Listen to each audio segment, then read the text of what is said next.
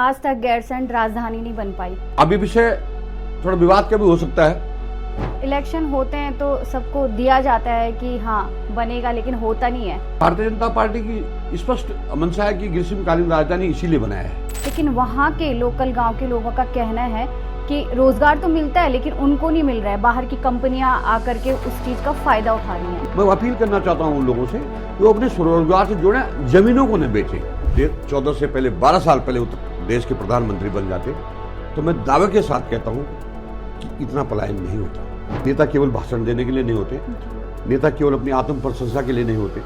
नेता इसलिए होते हैं कि वो जनता की छोटी छोटी समस्याएं और जिन लोगों को जानकारी नहीं है उनको उन जन कल्याणकारी योजनाओं से जोड़ने की हो।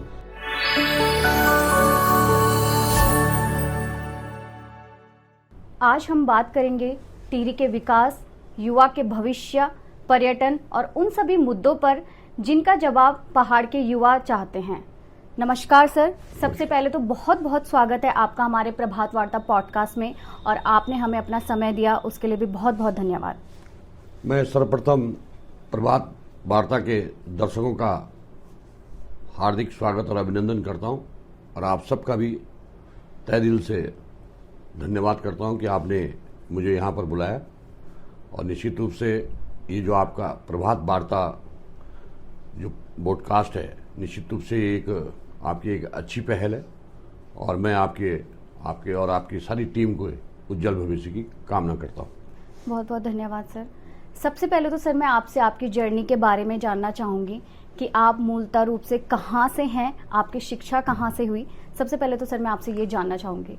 मैं टिहरी जिले का एक गांव है चंद्रबंदी टेम्पल के पास में, देवप्रयाग ब्लॉक में, नंदोली, पौड़ी खाल, मेरा जन्म वहीं पर हुआ और मेरी प्रारंभिक शिक्षा वहीं पर बेसिक पाठशाला पौड़ी खाल से हुई।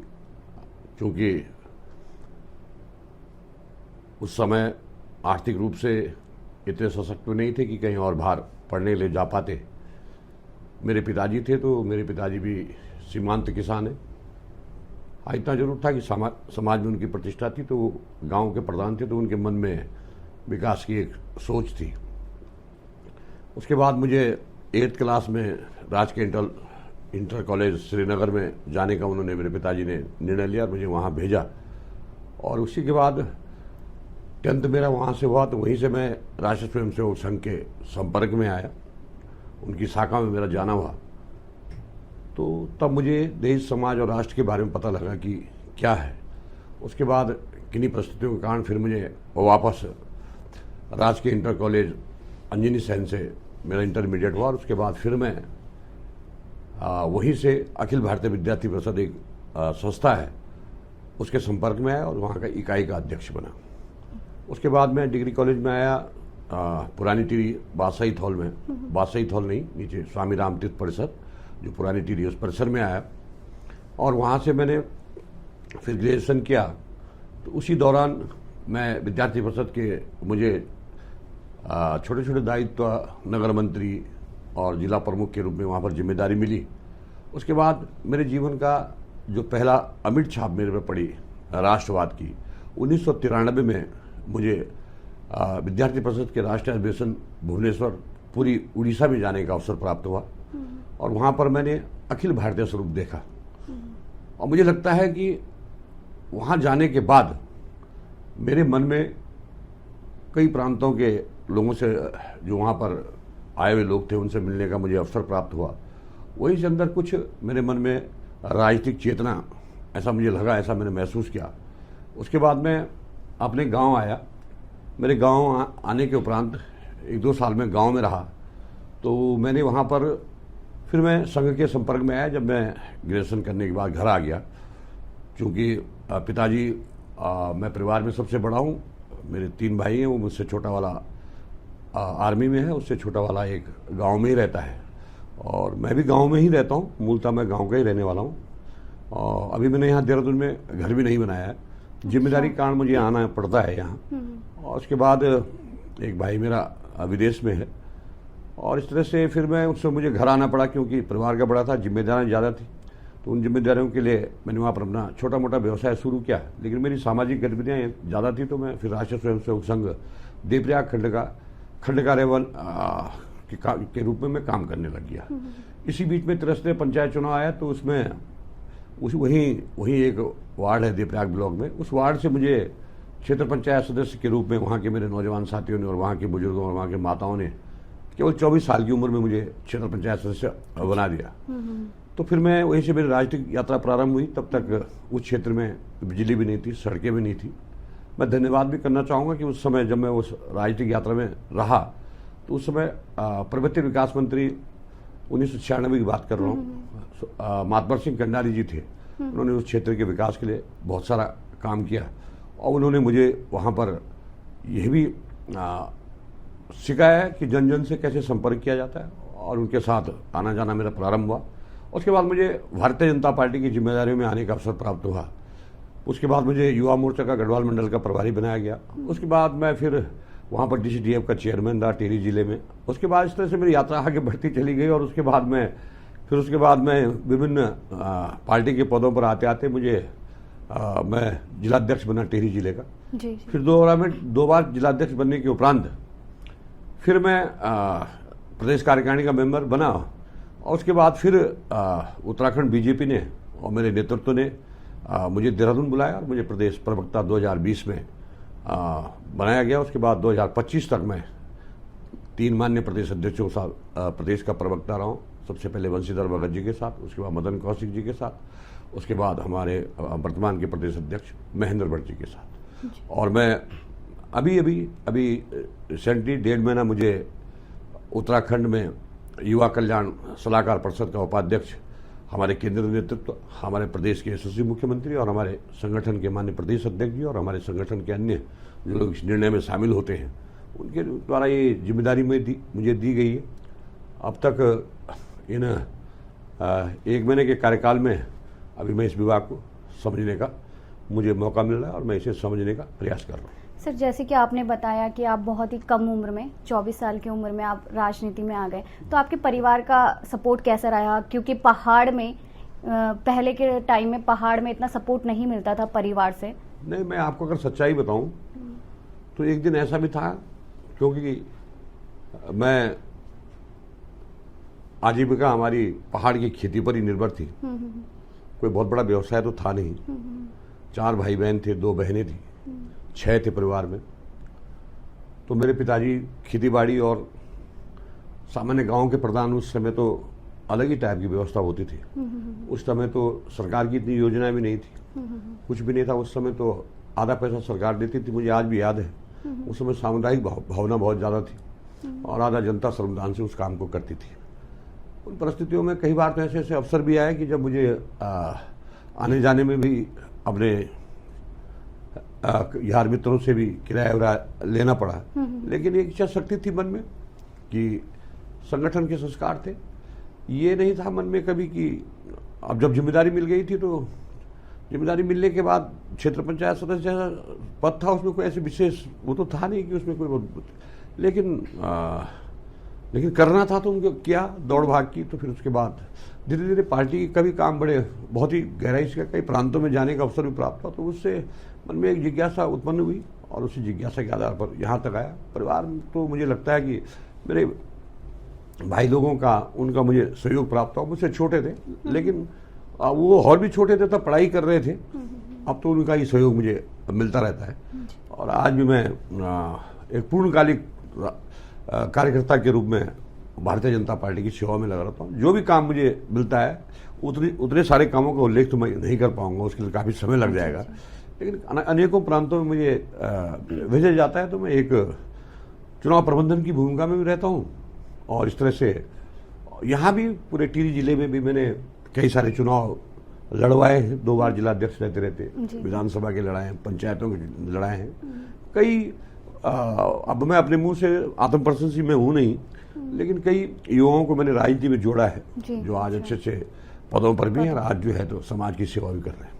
सर, आपने एक और बात कही कि आपने अभी तक देहरादून में घर नहीं बनाया है, क्योंकि सर आजकल आप देख रहे पहाड़ों से पलायन हो रहा है, लेकिन आपने घर क्यों नहीं बनाया? देखिए, मैं आपको सच्चाई बताऊं तो मेरी आत्मा तो मेरे गांव में ही बस्ती है। ये परिस्थितियां हैं, चूंकि काम है, प्रवक्ता जैसी जिम्मेदारी दी गई तो प्रवक्ता तो देहरादून में ही रहेगा, जिला अध्यक्ष है तो नई टिहरी में रहेगा। अगर सच्चाई में दोनों काम मेरे पास नहीं हो तो मैं अपने गांव में रहता और जो ग्राम विकास के काम थे उन्हीं पे ध्यान केंद्रित करता है। लेकिन देहरादून राजधानी है, देहरादून मुख्यालय है, नई टिहरी जिला मुख्यालय था, इसलिए वहां पर जाना पड़ा। और अब पुनः हमें जब भी मुझे समय मिलता है तो मेरे माता पिता गांव में ही रहते हैं, मेरा एक भाई भी गांव में रहता है, मेरी धर्मपत्नी शिक्षिका है तो समय समय पर उसके हस्तांतरण होते रहते हैं, वो अलग विषय है। लेकिन मैं इसके बाद भी अपने गांव जाना ही पसंद करूंगा कि जैसे उसके रिटायरमेंट के बाद अपने गांव में रहेंगे, मुझे लगता है कि अच्छा है। और माननीय नरेंद्र भाई मोदी जी के नेतृत्व में और अटल बिहारी वाजपेयी जी ने तो गांव गांव के अंदर सड़कें पहुंचाई दी है। उन्होंने तो ऐसी योजना बनाई कि उन्होंने ना ये देखा ये कांग्रेस का गांव है, बीजेपी का गांव, इसने वोट दिया कि नहीं दिया। ऐसे दूरदृष्टि नेतृत्व ने हर गांव के अंदर सड़क पहुंचा दी है। आज बहुत कुछ ऐसा नहीं है कि वहाँ विकास नहीं हुआ है, बहुत विकास हुआ है। सर अभी भी कई जगह ऐसी है जहाँ पर विकास नहीं हुआ है। विकास से बात अब याद आती है सर कि अभी तक वहाँ पर मेडिकल कॉलेज, जो कि काफ़ी चर्चित का विषय है टिहरी में, वहाँ पर अभी तक वो प्रोजेक्ट कंप्लीट नहीं हुआ है। देखिए, विकास एक सतत प्रक्रिया है और विकास एक सतत प्रक्रिया है तो विकास का चैप्टर कभी बंद होता भी नहीं है। आज ये चीज़ होगी तो कल परसों ये चीज़ होगी, परसों अगले दिन और चीज़ें होंगी। जो आपने कहा, आपने बहुत अच्छा विषय है और सरकार की मंशा भी है कि प्रत्येक जिले के अंदर एक मेडिकल कॉलेज हो। उसके लिए उसकी सैद्धांतिक स्वीकृति हो चुकी है और उसमें वहाँ पर टीएचसी के सहयोग से उसे बनने के प्रयास भी जारी हैं। और मुझे लगता है कि कुछ कतिपय कारणों के कारण वो कुछ रुका हुआ है, लेकिन मुझे लगेगा वो मेडिकल कॉलेज जल्दी ही बनेगा। सर कोई टाइमलाइन आप ऑडियंस को देना चाहें कि हाँ अब बन जाएगा? देखिए, मेरे पास तो युवा कल्याण सलाहकार परिषद है, वहाँ के स्थानीय विधायक और हमारे स्वास्थ्य मंत्री जी से वार्ता के उपरांत ही इस विषय पर मैं कुछ बोल पाऊंगा। जी जी जी। तो सर जैसे आपने युवाओं की बात करी, तो आपने कुछ युवाओं के लिए प्लानिंग्स करी हैं क्योंकि बेरोजगारी चरम सीमा पर है जी, इसके बारे में? देखिए, ऐसा है कि बेरोजगारी भी है, एक पहलू भी है, लेकिन हमारी सरकार ने बहुत सारे स्वरोजगार के बहुत अच्छे साधन प्रयोग किए। आज आप देखेंगे तो स्वरोजगार के माध्यम से अगर नरेंद्र मोदी जी 12 साल पहले 14 से पहले 12 साल पहले देश के प्रधानमंत्री बन जाते तो मैं दावे के साथ कहता हूं कि इतना पलायन नहीं होता। जो भी बड़े बड़े प्रोजेक्ट बने हैं वो 2014 के बाद बने हैं। वो गांव के विकास के जितने भी प्रोजेक्ट बने हैं उसमें किसी भी योजना को ले लीजिए तो आदमी को नीचे आने की जरूरत है। आज आप देखेंगे तो आज आप देहरादून से नई टिहरी 2.5 घंटे में आराम से पहुंच जाते हैं। पहाड़ का कोई भी गांव ऐसा नहीं जो अप्रोच में नहीं। ये सब विकास 2014 के बाद हुआ है और ये सब विकास अगर ये पहले हो जाता तो इतना पलायन नहीं होता। लेकिन कभी कभी प्रतिभाएं पलायन भी करती हैं। थोड़ी मानसिकता का भी हमारा है, क्योंकि पहले से ही हम मनी ऑर्डर हमारी एक व्यवस्था रही है, मनी ऑर्डर रही है और फिर नौकरी की तरफ हमारा ज़्यादा रुझान रहा है, चाहे प्राइवेट जॉब रहा होगा चाहे सरकारी जॉब रहा होगा, उसी की तरफ हमारा ज़्यादा रुझान रहा है। उस मानसिकता को अब बहुत हद तक चेंज हो रहा है। आज टिहरी झील एक डेस्टिनेशन के रूप में तैयार हो रही है। आज आप देखेंगे 4 धाम यात्रा के जितनी भी सड़कें हैं, मैं दावे के साथ कह सकता हूं कि वहां कहीं बेरोजगारी नहीं है। केवल पहाड़ों के अंदर जो अंदर का पार्ट है, यानी जो 4 धाम यात्रा पे आपको कहीं आज की डेट में जमीन उपलब्ध नहीं है। सब जगह जो है तो लोग जो है तो कुछ न कुछ उद्योग धंधे प्रारंभ कर रहे हैं और बहुत अच्छे पैसे भी कमा रहे हैं। टिहरी झील उसका उदाहरण है। उसके अगल बगल के एरिया को आप देखेंगे, सामने प्रताप नगर की तरफ को आपको देखेंगे तो वहाँ भी लोग जो है तो अच्छे होटल्स बना रहे हैं। सरकार ने भी होम स्टे की इतनी अच्छी योजना प्रारंभ की है। आज जो है तो आप यहाँ यही देहरादून से लेकर यहाँ से मसूरी से लेकर यहाँ उत्तरकाशी तक चले जाइए, यहाँ से लेकर वहाँ चले जाइए, मतलब लेकिन अंदर के एरिया में थोड़ा अभी डेवलपमेंट की कमी। लेकिन अंदर के एरिया में भी स्वरोजगार के माध्यम से जो सौर ऊर्जा है, उन प्रोजेक्टों ने कई लोगों को रोजगार दिया है और सरकार ने उसमें अच्छी सब्सिडी दे रही है। जो लोग करना चाह रहे हैं वो कर भी रहे हैं। बागवानी के फील्ड में भी बहुत ज़्यादा सब्सिडी की योजनाएं हैं। इसलिए मैं युवाओं से आपके इस चैनल के माध्यम से अपील भी करना चाहूँगा कि अगर उनके अंदर थोड़ा इच्छा शक्ति है, थोड़ा धैर्य है, क्योंकि कार्य संस्कृति का भी हिस्सा जब बनेगा तभी ये होगा। मतलब अगर पहाड़ के विकास के लिए आप एकदम सरकार के सहयोग से सोचेंगे तो नहीं होगा, जब तक समाज जागरण का काम नहीं होगा, जब एक टोली के रूप में, एक टीम वर्क के रूप में एक गांव के अंदर एक अकेला लड़का कुछ नहीं कर सकता है। जब 10-12 नौजवान मिलकर, आज मैं कह रहा हूं मेरा गांव है, मेरा गांव नंदोली है, देवप्रयाग ब्लॉक का गांव है, उसमें 35 लोग विदेश में हैं। एक के साथ गया, एक के साथ गया, एक के साथ गया, एक के साथ, क्योंकि वो क्रेज उसी में बन गया और वो सारे विदेश चले गए। ऐसे पूरा देवप्रयाग ब्लॉक खाली है, पूरा देवप्रयाग ब्लॉक के लोग जो तो विदेशों में हैं। होटल इंडस्ट्री उनके लिए एक वरदान बन गई है। लेकिन उनमें से जब कुछ घर आ रहे हैं तो वो अपने स्वरोजगार से भी जुड़ रहे हैं। बहुत सारे लोगों से जब वहां घर आ रहे हैं तो स्वरोजगार से भी जुड़ रहे हैं। तो मैं तो आशाविंत हूं, मैं पूरी तरह आशाविंत हूं कि जो पहाड़ है वो पूरा हरा भरा होगा। और लोग, अब कोविड के समय में आपने देखा होगा, लोगों ने रिवर्स प्लान किया है, क्योंकि जब लोगों ने अपने घरों को रेनोवेट किया है, नए घर बने हैं। अभी भी अब इस समय रिटायरमेंट की संख्या बढ़ रही है। बहुत सारे लोग जो सुकून से रहना चाहते हैं वो अपने गांव में वापस जा रहे हैं। देवप्रयाग ब्लॉक में एक गांव पंचूर गांव है, आप वहां देखेंगे तो वो गांव पूरा, जितने भी रिटायर्ड पर्सन थे सब आके अपने गांव में रह रहे हैं। मैं एक उदाहरण के तौर पर कर रहा हूं, अनेकों गांव हैं जो अपने घर बना रहे हैं, क्योंकि वहां सुविधाएं सब कुछ, सड़क है, बिजली है, पानी है, सब कुछ है। सरकार ने आपका 5 लाख रुपए का जो है तो क्लेम आपको दे दिया है। तो ऐसा नहीं कह सकते, कोई एक इक्का दुक्का कोई तोक कहते हैं जिसे पहाड़ में, वहां तक सड़क नहीं गई हुई, किसी जब मन इच्छा से कहीं ऊपर मकान बना दिया होगा तो, लेकिन सड़कों का, बिजली का, पानी का पूरी तरह वहां सुविधाएं। आवश्यकता यह है कि वहां अब नौजवान टिक नहीं पा रहे हैं। मैं कुछ चीजों को तो मैं उदाहरण से आपको कह सकता हूं कि देहरादून से ज्यादा इनकम उसके अपने गांव में हो सकती है। लेकिन मेंटेलिटी भी कुछ ऐसी, मानसिकता भी ऐसी बन गई है, समाज जागरण की आवश्यकता भी कि आदमी शहर की तरफ भी भाग रहा है। और एक कहावत भी है, जिस आवास को पिताजी बनाते हैं उसमें लड़का कम ही रहता है। तो ये प्लान एक प्रतिस्पर्धा सी हो गया, आज पूरा विश्व एक गांव सा हो गया है, क्योंकि आज संसाधन इतने ज्यादा हो गए हैं। आज हवाई कनेक्टिविटी बहुत ज्यादा हो गई है। अब उत्तराखंड के अंदर ही देखिए कितनी हवाई कनेक्टिविटी हो गई है। आप यहां से कुमाऊं जा सकते हैं, उत्तरकाशी जा रहे हैं, 4 धाम यात्रा कर रहे हैं। तो आदमी आज तेजी के साथ भाग रहा है। लेकिन फिर भी मैं कह सकता हूं कि निश्चित रूप से जो हमारे उत्तराखंड के पर्वतीय क्षेत्र है वो धीरे धीरे अब और अच्छा, उसमें जिस तरह की योजनाएं चलती तो निश्चित रूप से वहां का विकास और तेजी के साथ होगा। सर, जैसे कि आप देवप्रयाग से हैं, तो देवप्रयाग से मैं कुछ टाइम पहले गई थी, 1 साल पहले। तो वहाँ पे सर बहुत अच्छा टूरिस्ट प्लेस बन सकता है, लेकिन अभी भी वहाँ पे ऐसा कुछ काम नहीं हुआ है। देवप्रयाग संगम है जहाँ पे टूरिस्ट प्लेस हो सकता है, लोगों को रोजगार मिल सकता है, वहीं के गांव के लोगों को। क्यों नहीं? पर वहाँ के हालात मैंने देखे जहाँ तक कुछ बेहतर नहीं है। देखिए, आप देखिए, मैं बताता हूँ आपको, जो देवप्रयाग स्थान है वो बहुत प्रसिद्ध स्थान है। यानी जो जीवनदानी गंगा है वही से प्रारंभ होती है, और भगवान श्री राम की तपोस्थली भी वहां पर जो मंदिर है रघुनाथ जी का। और जिस तरह से इतनी अच्छी सड़क बन गई है, तो ऐसा नहीं कि अब यात्रा सीजन पर आप देखेंगे तो वहां पर, अभी आप जाएंगे तो वहां पर बहुत बड़ी मात्रा में श्रद्धालुओं को आना जाना रहता है। ये जरूर है कि कुछ और वो जो शहर है थोड़ा उसकी भौगोलिक स्थिति इस तरह की है कि वो एकदम चट्टान पर है, तो उसके विस्तार के लिए योजना बनाने की और आवश्यकता है। और मैं कह सकता हूँ कि और वैसे भी वो देवप्रयाग आज बहुत पौराणिक स्थान है। जी। वहाँ की नक्षत्र वेधशाला एक जमाने सबसे बड़े फेमस वेधशाला थी, और वहाँ पर काफ़ी विद्वान लोग भी रहते हैं। तो ऐसा नहीं है, धीरे धीरे मुझे लगता है कि और वहाँ के प्लान करने की वहाँ के लिए आवश्यकता है, और वहाँ बहुत अच्छा हो सकता है। और आगे आप जाएंगे तो वहाँ बहुत अच्छे चंद्रबंदी जो जिस स्टेशन है उसके नीचे का जो एरिया है उसको चंद्रबंदी टेम्पल है, उसके नीचे जुराना गांव से लगा और नेखरी गांव, इन सब गांवों को अगर देखेंगे, इनको अगर आप एक पर्यटन क्षेत्र के रूप में डेवलप करें तो मैं कह सकता हूं कि जो तपोवन है, तपोवन जो ऋषिकेश का गांव है, वो सरकार ने प्रारंभ नहीं किया था। वो जब लोग बाहर से विदेशी लोग वहां पर रहने के लिए आए, उन्होंने कहा कि हम तुम्हारे गांव की कार्य संस्कृति को देखना चाहते हैं, जो तपोवन है।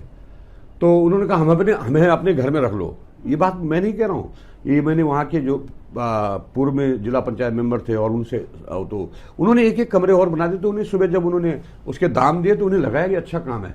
आज तपोवन जो है तो हब बन चुका है विदेश का। आज आप तपोवन में जाएंगे तो आपको ऐसा लगेगा कि जैसे मैं कहीं विदेश में आ चुका हूँ। ऐसा नहीं, पहाड़ में बहुत रमणीक और बहुत सुंदर जगह है देवप्रयाग में। उसी तरह से आप कीर्तिनगर में जाएंगे तो कीर्तिनगर में ऊपर जाएंगे बड़ियारगढ़, इतना रमणीक स्थल है। ऊपर एक पल्ली रिंगोली एक गांव, इतना रमणीक स्थल है। उस तरह से आप कीर्तिनगर के और ऊपर जाएंगे, वहां तक सड़कें चली गई। उन सबको डेवलप करने की आवश्यकता है। इस तरह से आप पूरे टिहरी के अगर टिहरी को देखेंगे तो टिहरी में प्रतापनगर इतना सुरम्य स्थान है, उस स्थान को डेवलप करने की हो रहा है वो धीरे धीरे डेवलपमेंट। अभी तक वहां से कई साहसिक गतिविधियां वहां से हो रही है। हमको आशावादी रहना चाहिए, एक दिन में सब कुछ नहीं हो सकता है। बिल्कुल। किसी भी आपने भी अगर ये प्रारंभ किया है तो इसके लिए आप भी आशावादी होंगे कि एक दो चार साल तो हमको वेट करना ही पड़ता है। और जिस तरह से हमारे मुख्यमंत्री जी हैं और लगातार प्रयास कर रहे हैं, हमारे बहुत सुलझे हुए नेता हैं कैबिनेट में, सारे प्रयास कर रहे हैं और किसी भी प्रकार की कमी को जिस तरह डबल इंजन की सरकार है, माननीय मोदी जी का जिस तरह से उत्तराखंड से बड़ा स्नेह लगाव है। आज आप देख लीजिए, कभी आपने कल्पना की थी कि आप कर्णप्रयाग रेल में बैठ के जाएंगे? आप देखना, आप जब कैसा मार्केट बनेगा ऊपर, अब सामान यहां से नहीं आएगा, अब सीधा अहमदाबाद से आएगा, मुंबई से आएगा ट्रेन में, माल की गाड़ियां आएंगी, तो निश्चित रूप से वहां मार्केट बनेगा। वहां का जो कच्चा माल है वो नीचे आएगा, वहां उद्योग धंधे लगेंगे। आज तक ट्रांसपोर्टेशन की दिक्कत थी, क्योंकि पहाड़ों पर क्या होता था कि इसलिए फैक्ट्रियां नहीं लग पाती थी, इसलिए इंडस्ट्री नहीं लग पाती थी कि ट्रांसपोर्टेशन की दिक्कत थी, क्योंकि वो छोटे ट्रक जाते थे तो उतना बन नहीं पाता था। अब जब ट्रेन की बोगियां जाएंगी तो पहाड़ में कई सारे उद्योग लगेंगे, इसलिए मैं तो आशावादी हूं। सर, इतना सब कुछ हो रहा है लेकिन आज तक गैरसैंण राजधानी नहीं बन पाई। देखिए, गैरसैंण ग्रीष्मकालीन राजधानी है और अभी विषय थोड़ा विवाद का भी हो सकता है और मुझे बोलना भी नहीं चाहिए, लेकिन फिर भी जब आप ये पूछ रही हैं तो, क्योंकि गैरसैंण में एक शहर, एक राजधानी के लिए एक छोटा शहर होना आवश्यक है। और जब गैरसैंण का भवन बनाया गया तो अगल बगल के एरिया में कुछ भी नहीं था, और मुझे लगता है आज भी नहीं। जब मैं पिछले 4-5 साल पहले गया था तब भी कुछ नहीं था। तो अब ग्रीष्मकालीन राजधानी में तो चरणबद्ध तरीके से ही गैरसैंण राजधानी है, बन सकती है। ऐसी मंशा नहीं है किसी की कि वो राजधानी नहीं बननी चाहिए, और खासतौर से भारतीय जनता पार्टी तो ऐसी नहीं है। लेकिन एक चरणबद्ध तरीके अभी ग्रीष्मकालीन राजधानी घोषित किया, जब वहां का डेवलपमेंट हो जाएगा, जब वहां कुछ प्राइवेट हॉल भी हो जाएंगे और एक उसके लिए एक मास्टर प्लान भी तैयार किया गया है, उसके लिए एक समय लगेगा। धीरे धीरे करके मुझे लगता है कि जैसे अब ग्रीष्मकालीन राजधानी बनी है तो एक दिन गैरसैंण, मैं आशावादी हूं कि एक दिन गैरसैंण राजधानी बनेगी। ठीक है सर, क्योंकि इलेक्शन होते हैं तो सबको दिया जाता है कि हाँ बनेगा, लेकिन होता नहीं है। मुझे लगता है कि भारतीय जनता पार्टी की स्पष्ट मंशा है कि ग्रीष्मकालीन राजधानी इसीलिए बनाया है, और ग्रीष्मकालीन राजधानी के रूप में भी अगर 6 महीने भी वहां अधिकारी बैठना शुरू करेंगे धीरे धीरे, अभी तो इसलिए भी नहीं कह सकते, देखो व्यवहारिक घटनाएं तो देखनी पड़ेंगी। ऐसे हवा में बात करके तो कोई बात नहीं होगी। उनके रहने के आवास, उनके आने जाने की सुविधाएं, सब चीजें तो कोई भी कर्मचारी हो, छोटा कर्मचारी भी हो तो उसके लिए भी सुविधाएं वहां पर चाहिए, क्योंकि थोड़ा सब तरह का एकदम खाली स्थान है, केवल वही स्थान है। तो जब वो धीरे धीरे, तो आप आशावादी रहिए, और आप तो नौजवान हैं सारे, आपको तो आशावादी रहना ही चाहिए कि वो सब कुछ अच्छा होगा। ट्रेन चलेगी तो कर्णप्रयाग से जो रेल जाएगी तो लोगों के लिए वो भी सुविधा है। और कर्णप्रयाग से कितना है गैरसैंण? थोड़ा सा तो है। कुछ दिन बाद आप देखेंगे तो मलेथा में जो है तो आपको एक बहुत बड़ा स्टेशन देखेंगे। मलेथा से जो है तो लोग तो टिहरी के लोग जो है तो वहाँ पर टिहरी से उत्तरकाशी वहाँ से कनेक्ट होगा, वहाँ पर उसका जंक्शन बन रहा है। तो ये विकास के अनेकों काम जो हो रहे हैं, और एक मोदी जी के विजन के साथ और हमारे पुष्कर सिंह धामी जी जिस तरह से दिन रात मेहनत कर रहे हैं, तो निश्चित रूप से हम तो आशावादी हैं कि उत्तराखंड का भविष्य बहुत अच्छा है। और ये नेता केवल भाषण देने के लिए नहीं होते, नेता केवल अपनी आत्म प्रशंसा के लिए नहीं होते, नेता इसलिए होते हैं कि वो जनता की छोटी छोटी समस्याएं और जिन लोगों को जानकारी नहीं है उनको उन जन कल्याणकारी योजनाओं से जोड़ने की हो। और मैं जिस संगठन से आता हूं, जो हमारा मातृ संगठन है राष्ट्रीय स्वयंसेवक संघ, उसका काम ही तो राष्ट्र निर्माण का काम है। हमारे तो ऐसे हजारों आपको राष्ट्रीय स्वयंसेवक संघ में ऐसे लोग मिलेंगे जिन्होंने उच्च शिक्षा प्राप्त करके गोल्ड मेडलिस्ट भी हैं, उन्होंने सब समाज के लिए त्याग कर दिया और आजीवन भारत माता के लिए जो है तो काम कर रहे हैं। और मैं तो आपके चैनल के माध्यम से उत्तराखंड की जनता से भी अपील करना चाहूंगा कि आशावादी रहिए, और नौजवानों से भी अपील करना चाहूंगा कि वो भी, अभी भी कुछ नौजवान, मैंने बहुत पढ़े लिखे नौजवान चक्रोता साइड में जाएंगे जिन्होंने MBA किया है, उन्होंने जो है तो MBA करने के बाद कुछ विदेशों से पढ़ के आए, उन्होंने अपने कारोबार प्रारंभ किए। मैं चुकराता कई कई स्थानों के आपको ऐसे उदाहरण दे सकता हूँ जिन्होंने पहाड़ों के अंदर बहुत अच्छे अपने रोजगार प्रारंभ कर दिए और दिन प्रतिदिन उसका क्रेज बढ़ता जा रहा है। मन में जिज्ञासा उत्पन्न हो रही है बहुत सारे नौजवानों की कि मैं अपने गाँव में जाके कुछ करूँ, और सरकार ने भी योजनाएं भी बनाई है, लोग कर भी रहे हैं।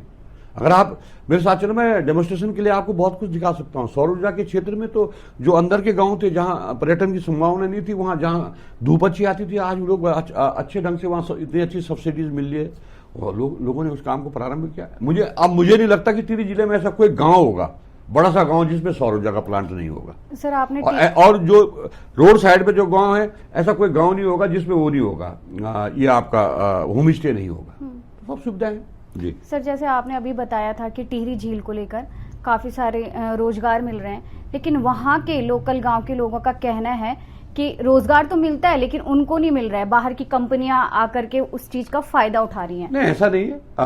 वहां पर अभी जो जितने भी ये साहसिक खेल की गतिविधियां होती हैं, तो वहीं के स्थानीय नौजवान हैं, वहाँ के जो बोटिंग सिस्टम है वहाँ वहीं के स्थानीय उसी जिले के लोग रहने वाले, अभी वहाँ चलते फिरते होटल भी बन रहे हैं, तो वहीं के स्थानीय लोगों को ही मिल रहे हैं। जहाँ तक मेरी जानकारी में, आप उसके आंकड़े देख सकते हैं। कुछ लोग ये जरूर मैं अपील करना चाहूँगा आपके माध्यम से, जहाँ भी डेस्टिनेशन तैयार हो रहे हैं, क्योंकि उत्तराखंड के अंदर कई डेस्टिनेशन तैयार हो रहे हैं, उसमें एक टिहरी झील भी एक डेस्टिनेशन है। जैसे आपने कहा मलेथा भी एक डेस्टिनेशन बनेगा एक दिन, जैसे आप देवप्रयाग कह रहे हैं वो भी एक डेस्टिनेशन है, जैसे मैं कह रहा हूँ चंद्रबंदी में एक डेस्टिनेशन है। ये सब डेस्टिनेशन मैं वहाँ के लोगों से कहना चाहता हूँ कि जहाँ संभावनाएं होती हैं, मैं अपील करना चाहता हूँ उन लोगों से कि वो अपने स्वरोजगार से जुड़े, जमीनों को न बेचें, क्योंकि सबसे सस्ता काम लोगों को एक बार क्या लगता है, जमीन बेच देते हैं और बाद में फिर पछताना पड़ता है कि इसमें तो मुझे ही रोजगार करना था। तो इस स्थिति से बचे, अपने आप रोजगार जुड़े, सरकार की योजनाओं से जुड़े, और फिर कई बार तो ऐसी स्थिति हो जाती है कि अपनी जमीन में कुछ स्थान ऐसे भी अपनी जमीन बेच के जो है तो उसी में नौकरी करनी पड़ रही है। तो वो तो उस व्यक्ति की स्वयं की गलती है ना, उसको उससे रुकना होगा, उसे तो अपना कार्य प्रारंभ करना होगा, थोड़ा धैर्य बना के रखना होगा। तो ऐसा नहीं है, मैं तो बहुत आशावादी हूँ। अच्छा सर, आपके हाथ में अगर देवप्रयाग की कमान आती है तो वहां पर आप सबसे पहले क्या परिवर्तन करेंगे? नहीं, देखिए, राजनीतिक क्षेत्र में बात कमान की नहीं है। मेरे अभी वहाँ पर हमारे माननीय विधायक हैं वहाँ पर, और कमान मुझे फिलहाल पार्टी ने जो जिम्मेदारी दी है, जो काम देते हैं, मैं उसे बड़ी निष्ठा के साथ करता हूँ। और क्योंकि मेरा गाँव है, क्षेत्र है वो, वहाँ का मैं रहने वाला हूँ, तो अब मैं तो केवल अभी विधायक जी और सरकार को सुझाव दे सकता हूँ कि वहाँ पर क्या किया जा सकता है। बाकी वहाँ पर सब अच्छा है। कुछ प्लानिंग्स होंगी आपकी आगे? नहीं, भविष्य के लिए तो भविष्य में पार्टी जिस भूमिका में रखेगी उसी भूमिका में रहेंगे जी। अच्छा सर, मैंने कई बार लोगों से सुना है, जो बीजेपी के कार्यकर्ता होते हैं वो कहते हैं कि मेहनत हम करते हैं, लाठी डंडे हम खाते हैं, लेकिन जो इसका फल है, हमारी मेहनत का फल ही मतलब बड़े लोगों को मिलता है।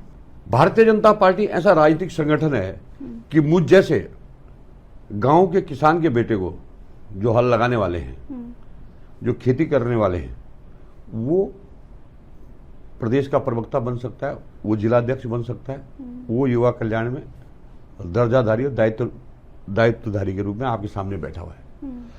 हमारे प्रदेश के मुख्यमंत्री को देख लीजिए, एक फौजी के पुत्र है, उनका पहले भी निधन हो गया था, उसके बाद वो आज उत्तराखंड के मुख्यमंत्री हैं।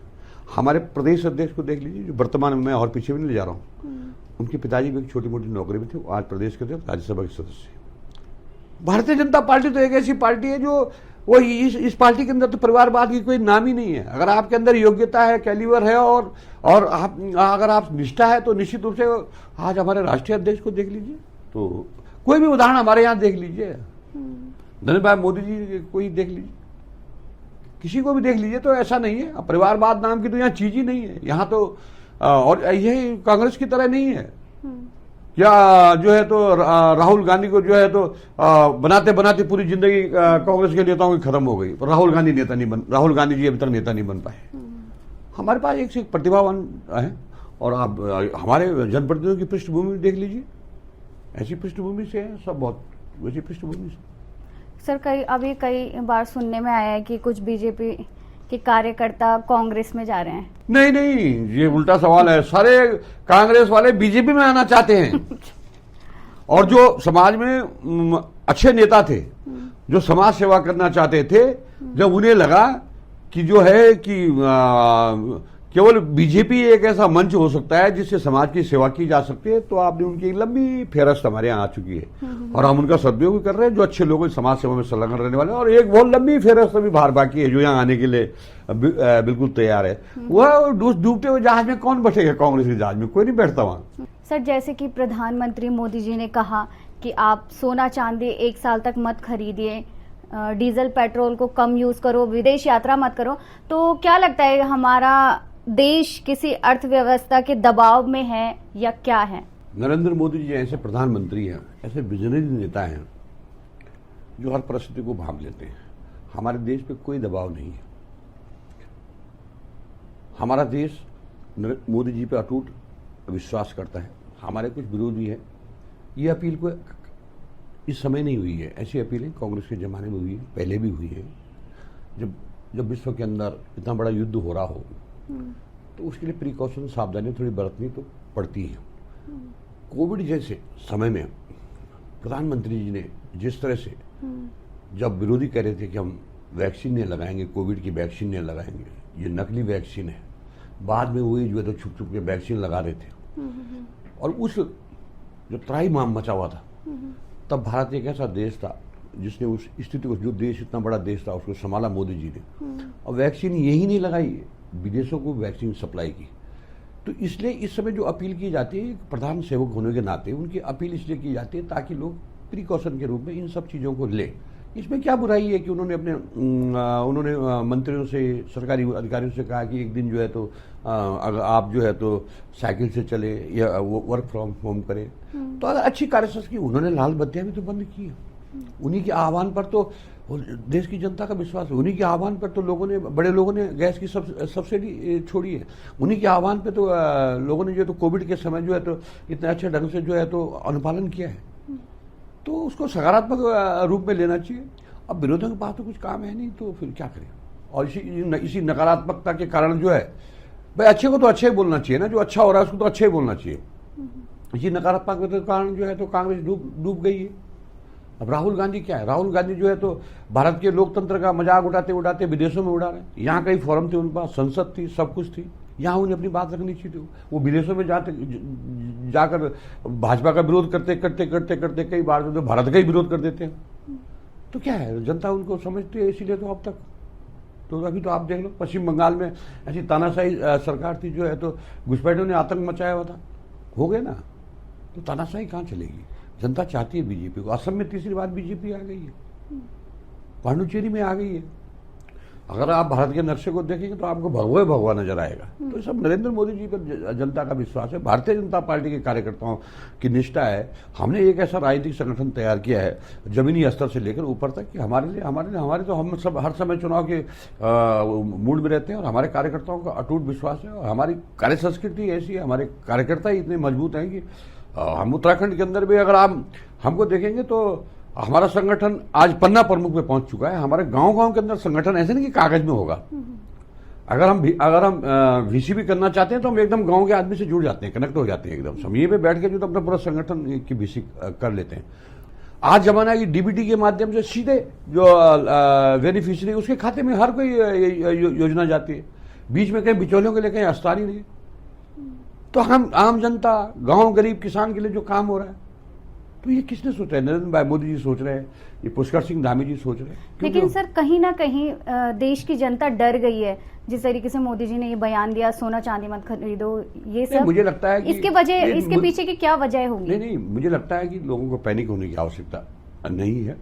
और ये विपक्ष का एक बहुत बड़ा, उन्होंने अपील की है, तो उस अपील के पीछे ये रहता है कि सब चीज़ों के लिए, क्योंकि वास्तव में वहाँ युद्ध की स्थिति तो है ही, लेकिन फिर भी उसके बाद भी जो है तो किसी प्रकार की लोगों को जो है तो कांग्रेस पार्टी ने गैस के मामले में बहुत पैनिक करने की कोशिश की, लेकिन उसकी भी डिलीवरी मुझे लगता है कि हो ही रही है। और मुझे लगता है तेल की भी कोई कमी आज की डेट में है नहीं। कुछ चीज़ें प्रिकॉशन के लिए कही गई होंगी, तो उनको समझने की आवश्यकता है। एक जिम्मेदार नागरिक होने के नाते हर समय हम जो है तो यही करते रहेंगे, तो हमको तो थोड़ा, हमारे प्रधानमंत्री जी बोल रहे हैं तो उन्होंने बोला है तो कुछ सोच समझ के ही बोला हुआ।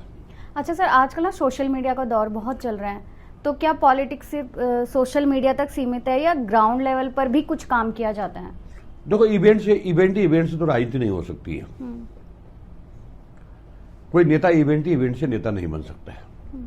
डिजिटल इतना जरूर है कि सूचनाओं के आदान प्रदान के लिए तो बहुत अच्छा है, लेकिन एटलीस्ट तो धरातल में ही काम करना पड़ेगा, चाहे अधिकारी हो चाहे नेता हो।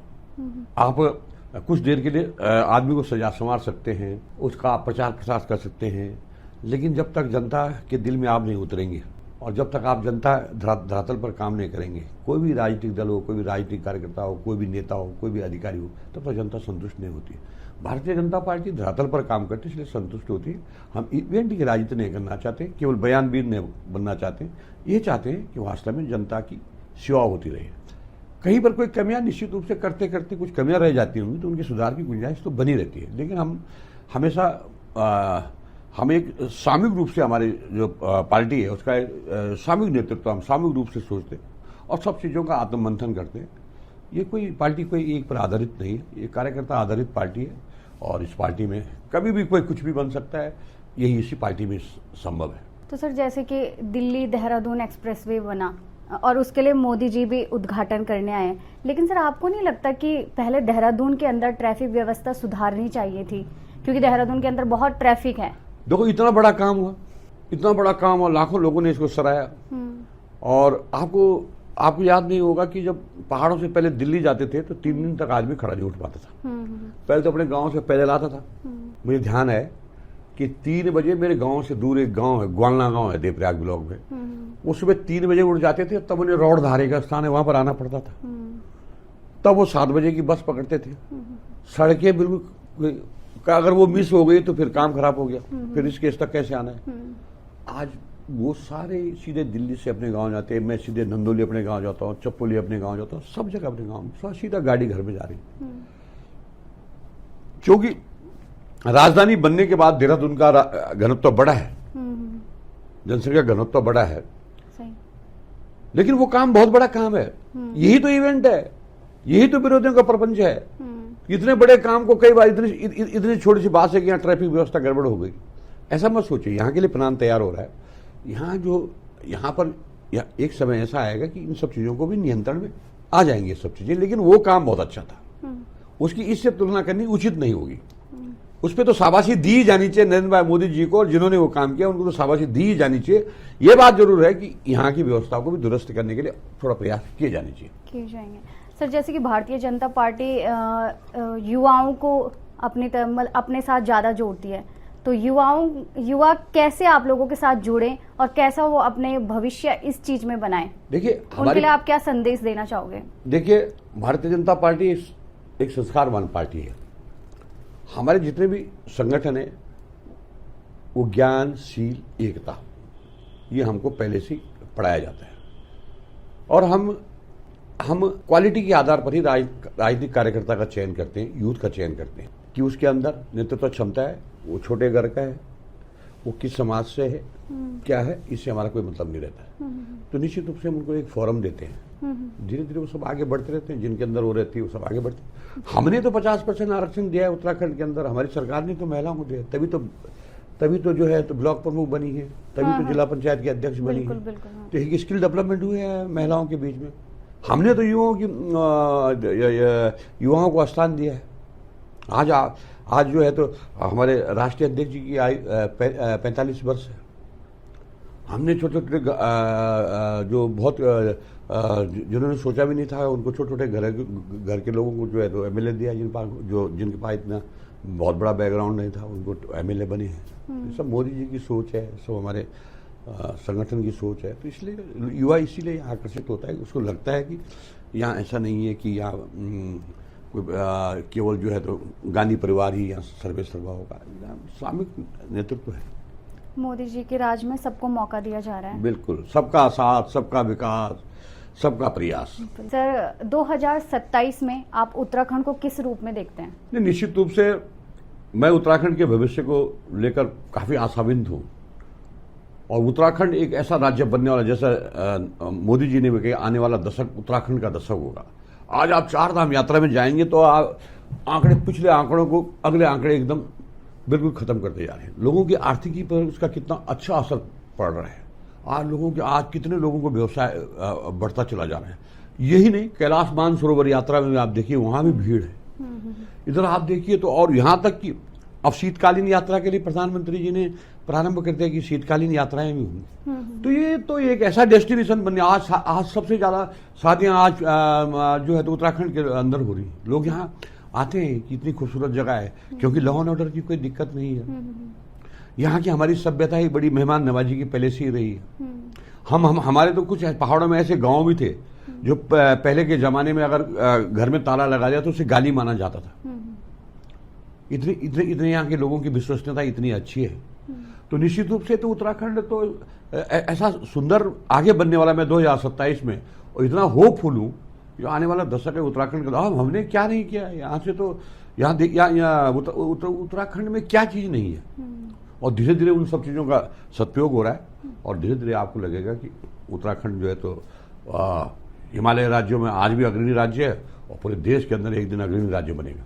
जी सर, आखिर में आप प्रभात वार्ता की ऑडियंस को और उत्तराखंड की ऑडियंस को क्या मैसेज देना चाहते हैं? मैं सिर्फ प्रभात वार्ता के दर्शकों को और सबसे केवल इतना ही अनुरोध करना चाहूंगा कि हमको सकारात्मक काम करने की आवश्यकता है। उत्तराखंड के अंदर सभी तरह के संसाधन हैं, सरकार की कई योजनाएं हैं। मैं युवाओं से अपील करना चाहूंगा कि वो राज्य सरकार की योजनाओं का भी अध्ययन करें। माननीय प्रधानमंत्री जी ने योजनाएं प्रारंभ की, उनका भी अध्ययन करें। उनके अंदर कई सब्सिडीज की योजनाएं हैं। माननीय पुष्कर सिंह धामी जी ने भी कई योजनाएं प्रारंभ की जिनका युवा भी लाभ ले रहे, महिलाएं भी लाभ ले रहे, समाज के अनुसूचित समाज के लोग उनके लिए भी अलग से भी योजनाएं बनाई हैं ताकि वो समाज के समरस हो सके। इसी तरह एसटी समाज के लोग भी उत्तराखंड के अंदर निवास करते हैं, उनके लिए भी अनेक प्रकार की योजनाएं बनाएं। उनको सही ढंग से अध्ययन करें, उन योजनाओं से जुड़े, और उन योजनाओं से निश्चित रूप से आज हमारी महिलाएं जो है तो लखपति दीदी योजना चली, यहाँ करोड़पति दीदियां बन गई हैं। लेकिन उसके लगन, परिश्रम और धैर्य की आवश्यकता है। इतना ही मैं आपके चैनल के माध्यम से कहना चाहूँगा। धन्यवाद। धन्यवाद सर, आपके समय के लिए धन्यवाद। बहुत अच्छा लगा आपके साथ। Thank you sir.